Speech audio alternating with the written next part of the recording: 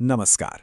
चलिए आज बात करते हैं भारत के एक ऐसे मंदिर की जहां किसी देवता की मूर्ति नहीं बल्कि खुद जीवन देने वाली शक्ति की पूजा होती है। जी हां, ये एक ऐसी जगह है जहां रहस्य, आस्था और एक बहुत ही प्राचीन ऊर्जा एक साथ मिल जाती हैं। और शायद यही बात इसे भारत के सबसे अनोखे तीर्थों में से एक बनाती है। तो जैसा मैंने कहा, यहाँ पूजा का जो केंद्र है ना, वो कोई मूर्ति नहीं है, बल्कि वो है खुद दिव्य शक्ति का एक जीता जागता स्वरूप। और सच कहूं तो यही एक सोच, यही एक विचार इस जगह को भारत के सबसे शक्तिशाली तीर्थों में से एक बना देता है। तो हम बात कर रहे हैं असम के नीलांचल पर्वत पर बसे प्रसिद्ध कामाख्या मंदिर की। देखिए, ये मंदिर सिर्फ एक पूजा की जगह नहीं है, ये उससे कहीं बढ़कर है।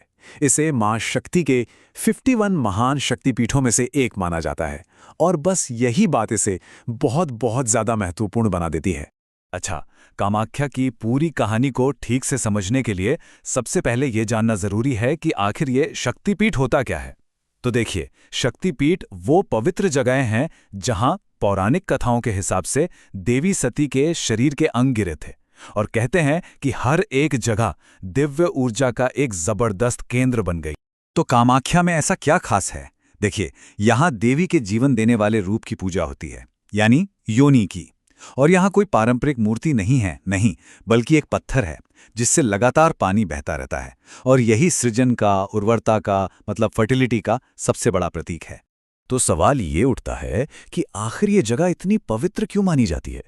खैर, इसके पीछे एक बहुत ही गहरी पौराणिक कथा है। एक ऐसी दिव्य घटना की कहानी जिसने जमीन को हमेशा हमेशा के लिए पवित्र कर दिया। लेकिन सोचिए जरा, एक देवी का अंग एक दूर दराज पहाड़ी पर आ कैसे गिरा?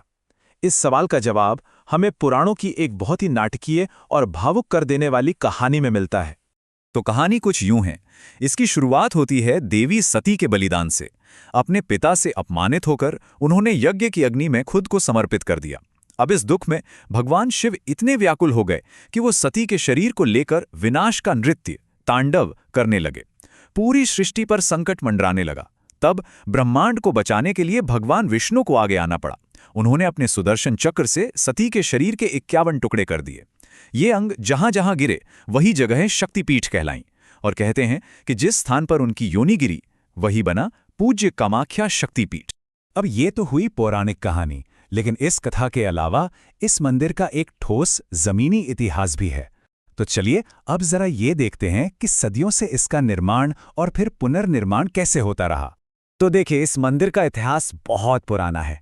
माना जाता है कि इसे सबसे पहले 8वीं-9वीं सदी के आसपास बनाया गया था। फिर समय के साथ इसे तोड़ा भी गया, लेकिन 16वीं सदी में कोच राजा नरनारायण ने इसे फिर से बनवाया। और आज हम जो नागर शैली की खूबसूरत वास्तुकला देखते हैं ना, वो असल में उसी दौर की देन। चलिए अब बात करते हैं इस मंदिर की सबसे प्रसिद्ध और सबसे रहस्यमयी घटना की। एक ऐसा सालाना उत्सव जो सीधे सीधे देवी की रचनात्मक शक्ति, उनकी क्रिएशन की पावर से जुड़ा हुआ है। आखिर इस मंदिर का वो सबसे बड़ा रहस्य क्या है? वो क्या चीज है जो दुनिया भर से भक्तों को, साधकों को अपनी ओर खींच लाती है? ये एक ऐसा राज है जो प्रकृति के चक्र और दिव्य शक्ति से जुड़ा है। और ये रहस्य है अंबुबाची मेला। ये एक बहुत ही अनोखा त्योहार है जो इस विश्वास पर आधारित है कि साल में एक बार मां कामाख्या, जिन्हें धरती मां का ही रूप माना जाता है, वो रजस्वला होती हैं। एक तरह से ये पृथ्वी की फर्टिलिटी का, उसकी उर्वरता का जश्न है। इस पवित्र समय के दौरान मंदिर के दरवाजे पूरे 3 दिनों के लिए बंद कर दिए जाते हैं। ऐसी मान्यता है कि इस समय देवी आराम कर रही होती हैं, और यहां तक कि धरती को भी इस दौरान ना तो जोता जाता है और ना ही खोदा जाता है। और फिर 3 दिनों के बाद जब मंदिर के दरवाजे दोबारा खुलते हैं तो भक्तों को एक बहुत ही खास प्रसाद मिलता है। ये होता है अंगवस्त्र नाम का एक लाल कपड़ा। और मान्यता ये है कि ये कपड़ा देवी के मासिक धर्म के रक्त से भीगा होता है, और इसी वजह से इसे बहुत ही पवित्र और शक्तिशाली माना जाता है। लेकिन कामाख्या की कहानी सिर्फ यहीं खत्म नहीं होती। इसका एक और पहलू है, शायद सबसे गहरा पहलू, और वो है इसका तंत्र साधना और आध्यात्मिक शक्ति की खोज का सबसे बड़ा केंद्र होना। जी हां, कामाख्या सिर्फ आम भक्तों के लिए नहीं है, ये जगह गुप्त ज्ञान और आध्यात्मिक शक्तियों को खोजने वालों के लिए भी एक चुंबक की तरह है।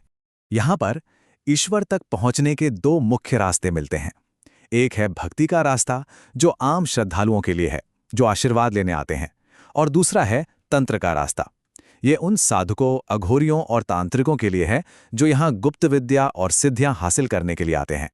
और बस यही वजह है कि कामाख्या को तांत्रिक साधना का सबसे बड़ा गढ़ माना जाता है। खास तौर पर अंबुबाची मेले के समय देश भर से साधक और तांत्रिक यहाँ जमा होते हैं, और तब ये पूरी जगह रहस्य और एक अलग ही किस्म की ऊर्जा से भर जाती है। तो कुल मिलाकर देखें तो कामाख्या मंदिर हमें सिर्फ एक देवी की कहानी नहीं सुनाता, ये हमें सिखाता है कि शक्ति को, यानी उस दिव्य स्त्री ऊर्जा को समझना और उसका सम्मान करना, यही भारतीय संस्कृति की आत्मा है। ये सृजन का, उर्वरता का और उस अनंत शक्ति का उत्सव है जो असल में इस पूरे ब्रह्मांड को चलाती है।